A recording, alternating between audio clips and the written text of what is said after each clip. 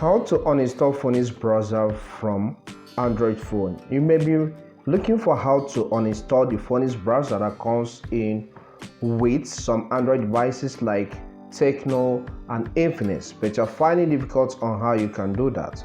So here I'm going to guide you on how you can easily do that. Okay, once you take this step, the application will cease to pop up some notifications that are annoying on your screen. Okay, so press and hold on the app just as you can see on this video, then select the option for app info. This will open a new page. Click on the disable button. Click on disable from the pop-up on the screen. Then you can see what shows up on the screen. Say replace this app with the factory version. All data will be removed.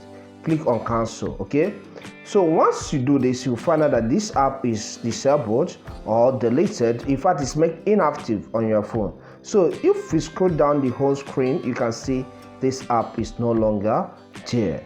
Please, if this video helps, hit the like button. Also, if you are not subscribed to my channel or you're coming to my channel for the first time, please hit the subscribe button. See you next time.